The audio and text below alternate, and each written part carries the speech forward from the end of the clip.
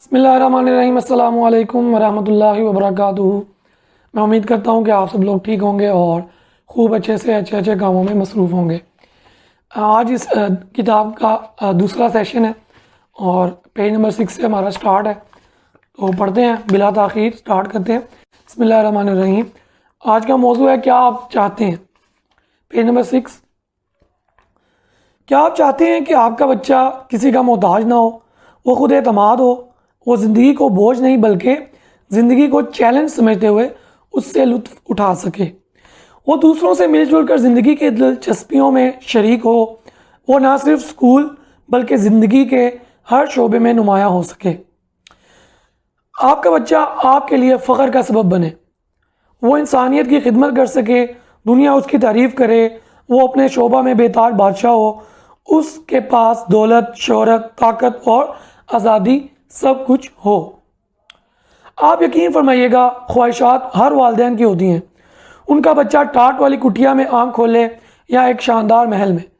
سب والدین یہ چاہتے ہیں کہ ہماری آنکھوں کا تارا آسمان کا تارا بن کر ان کا اور اپنا نام روشن کرے، لیکن کیا سب والدین کی اولاد کے لیے یہ نیک تمنائیں پوری ہوتی ہیں؟ یقیناً نہیں۔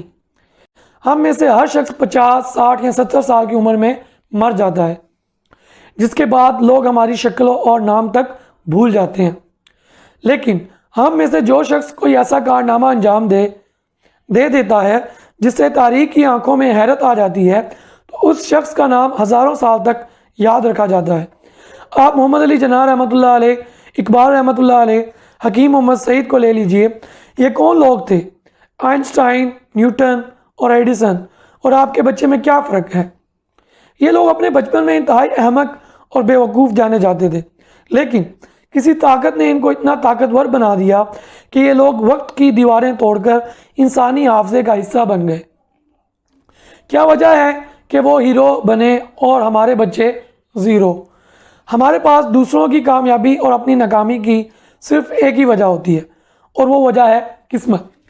جب آپ صرف ایک وجہ کو حتمی مان لیتے ہیں تو اس کا نتیجہ یہ نکلتا ہے کہ آپ کبھی بھی حقیقت شناس نہیں ہو پاتے۔ اور کیسے ممکن ہے سیب اور کیلے پر لیکچر سن کر یا اس موضوع پر کتاب پڑھ کر آپ ان کے ذائقے سے آشنا ہو جائیں؟